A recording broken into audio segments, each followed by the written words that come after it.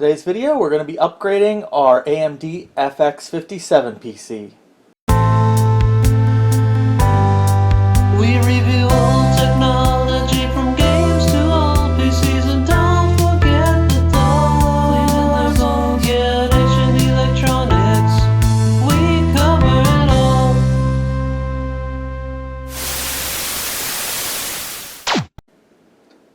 So I'm going to start off by saying, if you haven't watched the original video on this machine, I strongly suggest you go watch it before watching this one. And it was a video we did a while back. I will put a little card up in the corner if I remember, and I'll put a link in the description to the original video where I go over this machine in detail. So this video, I'm not really going to go over the machine again, maybe very briefly, but we're just going to do a couple upgrades. Actually, one upgrade.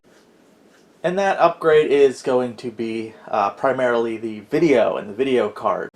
So just a quick catch up on this machine. I built this machine and it's using the AMD FX-57, one of the fastest single core CPUs of its time. And I've kind of built this machine around the era of 2005, 2006. It's just primarily around that very fast single core CPU. So originally in that machine what we had is an SLI setup. So we had two 7800 GTXs. These were the 256 megabyte versions, and we had them running an SLI with an AGA physics card. So the main thing of this, that was kind of the gimmick of this machine, was the physics card, which a few games exclusively use for physics processing. And now, I heavily considered originally just putting in a GeForce 8 series card into this machine, which I believe came out in 2006, but I decided against it mostly for compatibility and driver issues. You see, the GeForce 8 series was NVIDIA's first graphics card that actually had the physics built into the card. So it does conflict sometimes with an AGA physics card, and those games that exclusively use the physics card from AGA do not work with the built-in, or at least the physics don't work with the built-in physics in those GeForce 8 and up. So I was kind of limited with drivers. Now you can get it working with a GeForce 8 and up.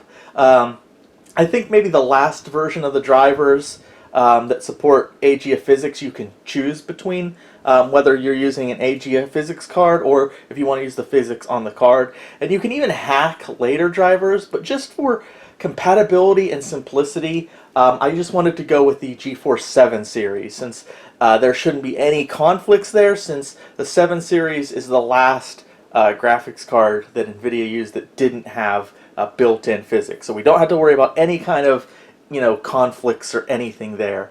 I also couldn't go with a Radeon card because the AGA physics cards are completely incompatible with Radeon cards. So with that in mind, let's take a look at our video upgrade we're going to be doing.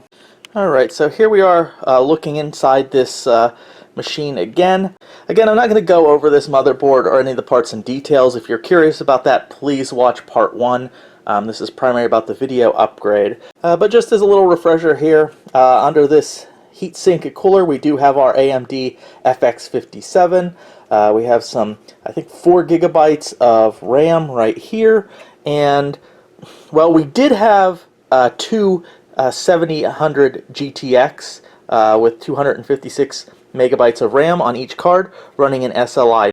I've already replaced those, so let's take a look at what we have replaced them with. So the card we have installed right now is a GeForce 7950 GT from EVGA. This is actually the KO version, so it's factory overclocked.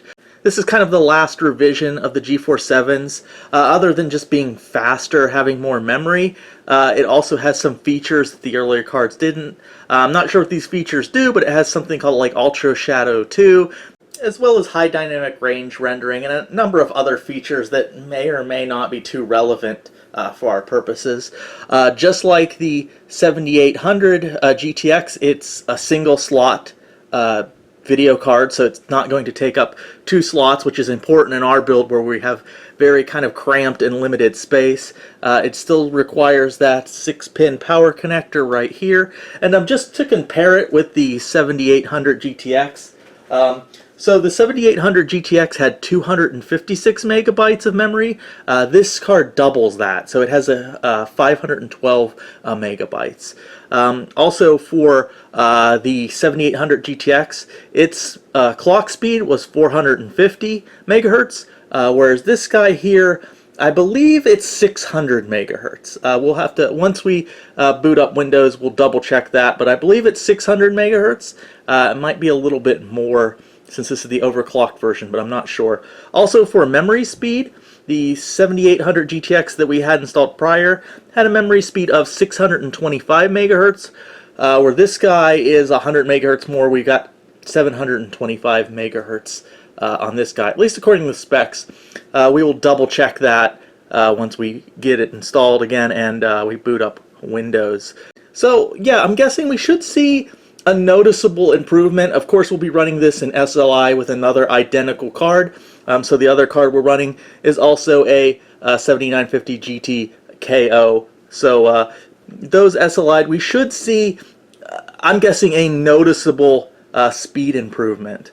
So just looking here, we have S-Video out and then two digital DVI connectors. And then we have the back of the card. Obviously, it's a PCIe card, 512 megabytes, and it is the KO factory overclocked version. So I'm going to reinstall this card, and then we'll check it out with some games, and we'll compare it to our 7800 GTX SLI setup and see if there's any noticeable difference, which I suspect there definitely should be. And here we are taking a look at the 7950 GT in MSI Afterburner. And if you'll notice, I made a little mistake earlier when I was speaking of its core clock speed on the 7950. I think I said it was 600 megahertz, when in actuality it is 560. Always like to run CPU ID just really quickly, just to show what's going on here. We do have the two cards installed, and they do appear to be functioning just fine.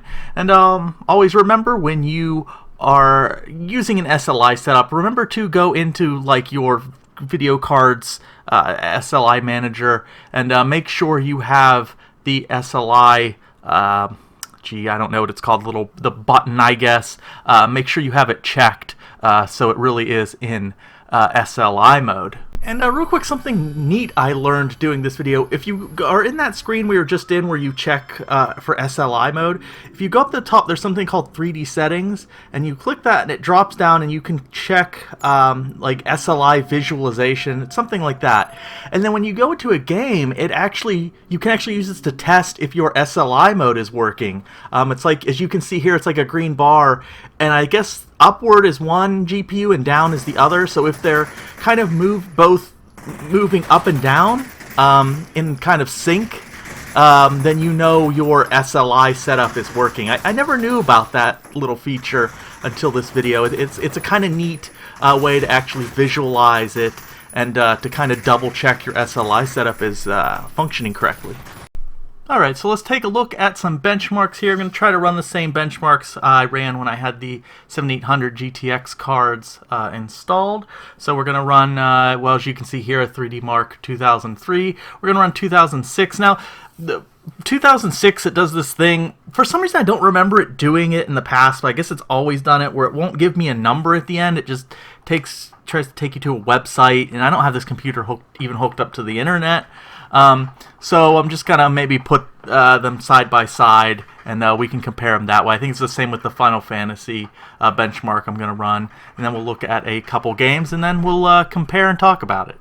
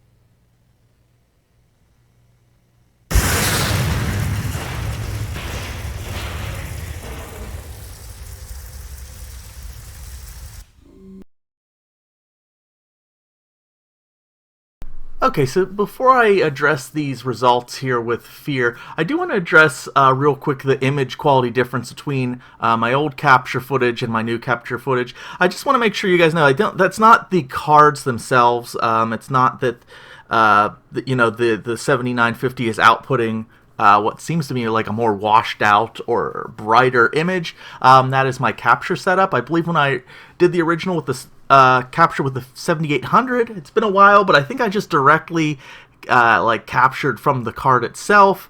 Lately I've been using this all-in-one solution where I have a VGA to HDMI converter, and it scales it to 720 or 1080p, and then it goes into the capture, and looking at it, wow, it looks good when I did it, but I guess it's a little bit bright or maybe washed out, so I need to fine-tune that a little. Maybe I can tone down some of the brightness settings. I just never really realized it until I see side-to-side comparisons. But anyways, I just wanted to make that clear to you guys.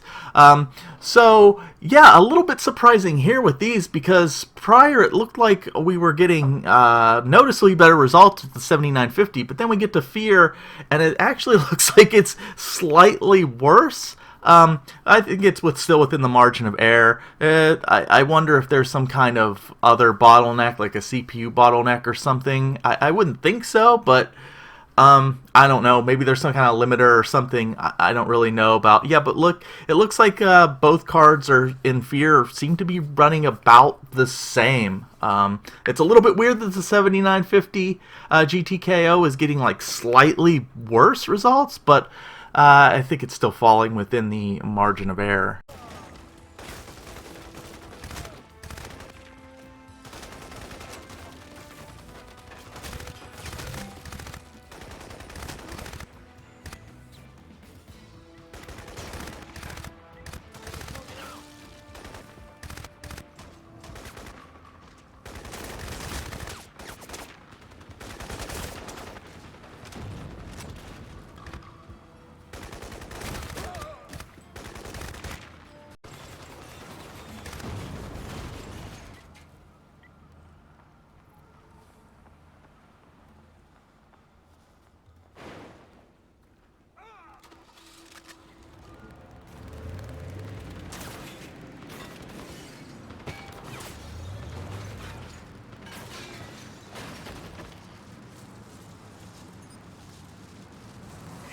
Overrun. Psycho and I are moving to the signal location. No man, there's a checkpoint blocking the path up the mountain, so deal with that first. Transmitting the coordinates now.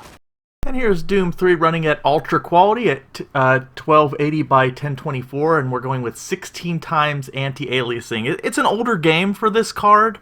I think this came out in 2003 or 4. This is like a 2006 setup, so I figured I'd crank everything up pretty high for the Doom 3 benchmark. This benchmark again is taking place on the 7950 GTKO cards in SLI configuration. And I also want to say real quick, I was going to go with an even higher resolution. I think it does 1200 by 1600, but it wouldn't stick for some reason. I don't know if it's like a memory limitation or there's maybe the anti-aliasing, it can't do it at that high of I don't know. But for some reason, every time I'd set it to that high of a resolution, it would ask me to restart, and when I restarted, it kicked the resolution down. Don't know what was going on there. So that is our little upgrade with the 7950 KO cards. I definitely saw a performance change, at least in most of the benchmarks using these cards, over the 7800 GTX, and then also having the extra features and double the memory on each card also helped as well. But that said, these are not the king of the GeForce 7 series. That honor would go to this guy here, and this is the 7900 GTX, and actually it is quite an upgrade from all the other cards in the GeForce 7 line. So this 7900 GTX is from EVGA, and this is the factory overclocked, superclocked version. So this card in power is a big step up. So just to compare, our 7950 GTX KOs, they had a clock speed of 560 megahertz and a memory speed of 725 megahertz.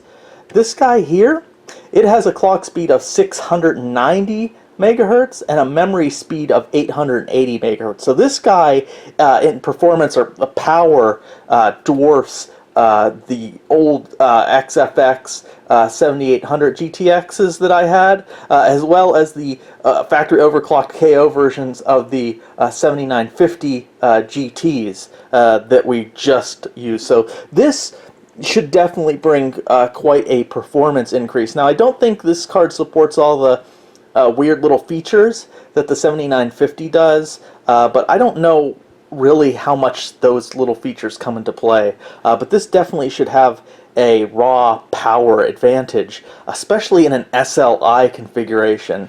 Now, the thing is, you might be seeing the problem right off the bat. This is a double slot card. Now, it uses the same amount of, well, it uses the same extra power connector there, so we don't have to like change the power supply or anything, but I don't, when we're already working with a cramped system, I'm not sure an SLI setup is going to work. We're going to have to make some sacrifices. So we're either going to have to go with a single card, or if we do want to go with SLI, we're going to have to make some sacrifices. And speaking of SLI setups, yes, I do have two of these super clocked versions of this card. So looking at the board here, the 2-slot card is going to take up these 2 slots here, so it's going to eat up this slot that the sound card is currently in. And this guy here is going to eat up the slot next to it, which currently has these little, well, fire wire. And I'm not sure what that port is. I kind of forget. Now this, I don't have a problem taking out. But, I mean, we're going to have to sacrifice either the sound card or the AGF physics card. Now, I can't sacrifice the physics card because, I mean, that's what this whole, well, other than the CPU, the really fast AMD FX-57, kind of the AGF graphics card is the other main element of what this makes this build unique and what it's built around. That's the reason I'm even using a GeForce 7 card. So I can't really sacrifice the physics card. Now, the one thing about this board is it does have audio built in, AC97. Unfortunately, upon looking up reviews and stuff, they said that the built-in audio is quite basic for this motherboard, and it's really not recommended. It's actually quite disappointing from the reviews I read, and it's not really recommended that you use it. They actually recommend that you do get a discrete sound card, especially with things with EAX built in.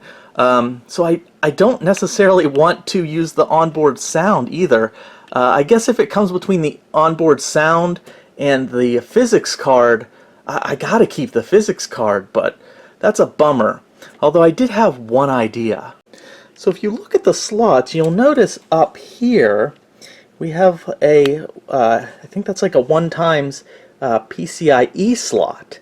And that got me thinking, and I came up with, well, what I thought at the time was a solution. And that solution was this guy here. This is another AGF physics card, although this one is a 1x PCIe version. So this should fit into that smaller PCIe slot, although I'm not sure if that's 1x. That might be like a 10x or 8x. There was a bunch of different there's a bunch of different versions, but that one does look a little bigger than this, but they're all backwards compatible, so this card should work fine in there. Now, there's actually not a lot of information on these sort of PCIe versions of the AGF physics card. The plate's different. It's like has a bunch of holes in it instead of the AGF physics plate. Now, I know there were a lot of these that had a green PCB, and they were, I think they were like OEM cards from Dell. This one's a little unusual that it's not Dell. It's directly, AGF Physics branded. It's a blue PCB. I don't know if I've seen another one like this. Like I said, most of them are green.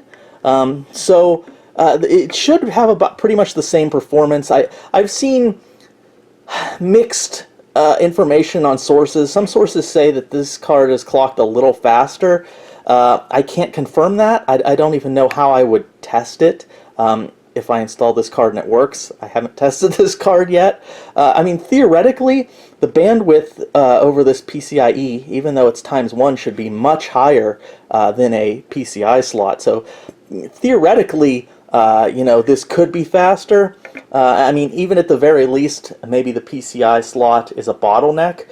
So this would make it where the slot ceases to be a bottleneck. So I guess theoretically, this card could be faster than the PCI version, but I can't confirm or deny that. And even if it is, I don't know if the few games that actually use this card can take advantage of that extra speed or extra bandwidth. So I don't know. So this also has the Molex connector, and this seemed to be the perfect solution. Unfortunately, the problem that we encounter is this heat pipe right here. When you install that AGA card, and I did try, it presses down on this, and it made a very uncomfortable crack. I don't know if it starts, it will start pulling up the heatsink there. Now, it will install, but it's really awkward. It's pressing down on this heat pipe pretty hard. So like I said, I don't know if it's actually pulling the heatsink up there because it's pressing down on this pipe. So I don't necessarily like that. Now, I don't think these PCBs are necessarily like conductive as far as like heat goes, but I don't like that heat pipe having direct contact with this card. It's about at that spot. I don't know exactly, but I don't like that, what I assume will be a pretty hot heat pipe directly pressing up against this card. I was thinking of maybe I could Dremel it out a little bit, because it's not like, it's like barely, it's pressing up against it, but I feel like if I could Dremel out a little bit of this card, it would go around it. It wouldn't be as bad, but it would still be really close. And I don't like the idea of mutilating this card. I don't think there's any like traces around there where it would be an issue, but I don't know. I'm a little bit, I don't really like that. Here, I'm going to try installing this again, and I'll show you guys what I mean. So if you look right there, I haven't pushed it in or installed it yet, but it's lined up. And then if we look over there, like, it's pressing right down against the heat pipe, and it's not even in the slot yet. Now, I can press down and the card will install, but it does really press down hard on that heat pipe there, and I don't like that. So I'm not sure where to go at this point. I was really looking forward to using this this AGA physics card. I could give up the whole SLI idea, but I don't want to do that either. It's another thing that makes this machine kind of unique in my own sort of collection. I don't really go with SLI. So if I have to give up anything, it's gonna be the sound card, which I don't like. Maybe I can find a PCIe sound card that will go into that slot that's shorter than the this physics card. I don't know. I'll have to dig around. That might be an option too that I need to look into. So curiosity did get the best of me here, and I did install the PCI Express card in one of the 16 times PCIe slots, and I was trying to think if there's any way I could bench this thing against the PCI version, and the only thing I could come up with is there's those little physics demos that run. So I put Fraps on, it was running, and I ran the physics demos on both the PCI physics card and the PCIe physics card, and I kind of tried to, I either clicked it and just let it do its thing and didn't touch it, or I tried to make the same actions, and there was really no difference. Now, I don't know if that has to do with just those little demos aren't a good way to benchmark the physics cards, so it doesn't matter, it's pointless, or if they're just pretty much the same. If I was a betting man, I would say that they're probably the same. I don't think there's really any kind of speed difference between the PCI and the PCIe version. I think it's just a different, just the connector is different. I don't think they're different as far as speed-wise, but if any of you know like a good way to bench that, or if you just know that one is faster than the other, or the differences, please let us know in the comments. But my guess is there's not really a big difference, or any difference at all between them. Okay, here's the two 7900 GTX superclocked cards installed. It is quite a tight fit. Again, I had to remove our sound card, unfortunately. So for right now, I'm going with onboard sound, but if I can find a short enough sound card to go there, it might work. There's our physics card. A lot of people I've seen, other YouTubers that do videos like this. Whenever they get a new graphics card, like the first thing they do is tear it down and clean it and dust it and put in new thermal paste and stuff. I like doing that too, and I actually do plan to do that with these cards, but I'm just too impatient. I want to see if they work. So I haven't tested these. I bought them supposedly working, so we're going to do a test to see if they work. Hopefully there's no catastrophic failures. Okay, here we go. It should just boot up. It should be able to use the same drivers and everything. So 1, 2, 3. Okay. Nothing.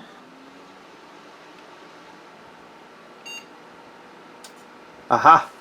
And even though here you can double check the specs here with the GTX 7900 or the 7900 GTX installed, unfortunately it did have problems. It looked fine when the OS was running and we were working in 2D, but as soon as we started running anything 3D like a game or a benchmark, you started seeing like speckles.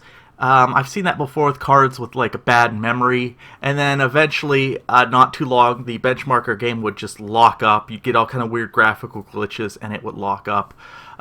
Usually, unfortunately, in my experience, that's some sort of like a memory issue or a bad connector, like a bad solder joint or something going on there that's not good, not necessarily easily fixable. At least for someone like me with not really any soldering skills.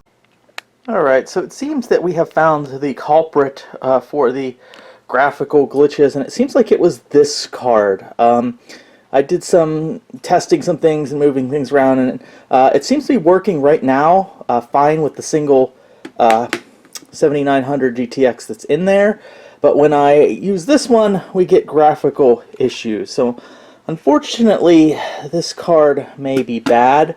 I'm going to try to take it apart and, you know, clean it up. I get the feeling that's not going to help, though. I don't think it's like an overheating issue. I think it seems like maybe it's a bad memory chip. I mean, I don't know. I know there's all kind of things with like reflowing it, putting it in the oven and reflowing it, but everything I read on that says it's very, you know, that's an unreliable temporary fix. So I don't know. I might try to do that and see if that fixes the situation. But I might just have to search for another one of these cards. So that is kind of unfortunate. I found this card kind of iffy anyways, because I don't know. I mean, it's stupid, but the little sticker here was like real bubbly and weird when I got it, and I mean, that's not really, I mean, it's a sticker, that's not going to affect it, but I don't know. It just, this one seemed a lot more like kind of janky than the other one I have. There's also discoloration like right here. It's kind of, I want to say it's like burnt, but it does look like darker, like it was heated, or you know, like it was overheating here for a while. I don't know. It doesn't look good, so unfortunately I might have to track another one of these down. So it looks like there might be a part 3 to this video, you know, where I get another one of these cards and we test the 7900 GTX super clocked in SLI, as well as hopefully I figure out an issue. Maybe I can grab a sound card too, and that will fit in that little mini PCIe slot there, so we can have a sound card as well. So I guess that will be part 3. So I'm going to wrap up part 2. Since I have one of these cards working and installed in the machine, let's do some benchmarks and let's see how a single GTX 7900 superclock compares to the other cards in SLI. Might be interesting.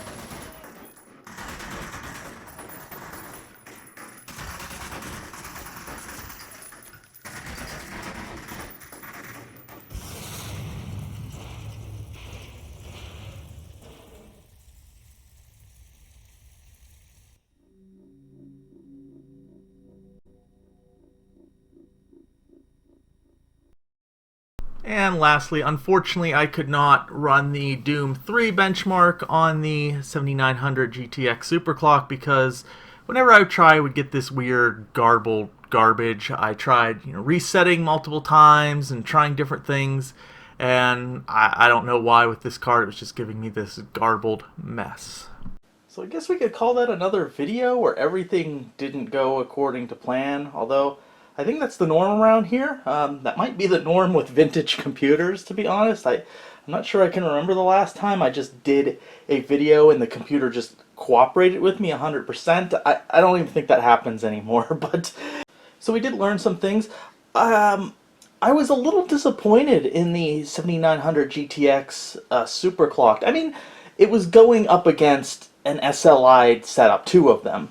But I thought it had a good chance of beating the SLI 7800 GTX, but I guess it didn't. Now, it didn't perform poorly. It did pretty well, actually. And it came really close as far as like scores and FPS as those SLI setups. So I'm not like disappointed in it. It did well, and all the games like ran fine, with the exception of Doom 3. I don't know what was going on there. But I just kind of thought it had a pretty good chance of at least beating the 7800 GTX SLI setup. But, I guess not. But that's okay. I would really like to see what two of those in SLI, how well they would do. Really curious about that. So I guess that might be a part 3. Keep an eye out for part 3. Hopefully I can either repair that 7900 GTX superclock that I have, or I'm going to have to acquire a new one. And I'm also going to have to figure out what I want to do with the sound card and placement. And the heating and the airflow situation in this machine is never good. And I think with the two giant, 7900 GTX cards in there, it's going to be even worse. So I don't know. I like to find a solution for that too. Part 3, if everything goes okay and there's not too many problems, I might do a little overclocking on the CPU as well. If anyone, the cooler and heatsink on there seems to be adequate right now, but if anyone can recommend a good socket 939 heatsink and cooler, let me know in the comments, because I would be interested in possibly tracking one down. So thanks for watching. Like I said, keep an eye out for part 3. It might take me a while to acquire some of these parts and whatnot, so don't expect it really soon, but hopefully, who knows, maybe it will be sooner than we think. So part 3 is coming eventually. In like a year and a half or longer. Thank you guys for watching. If you have any suggestions or comments or anything like that, please just let us know in the comment section, and thank you for watching. Ring that bell and subscribe, or don't. It's up to you. We'll see you in the next video.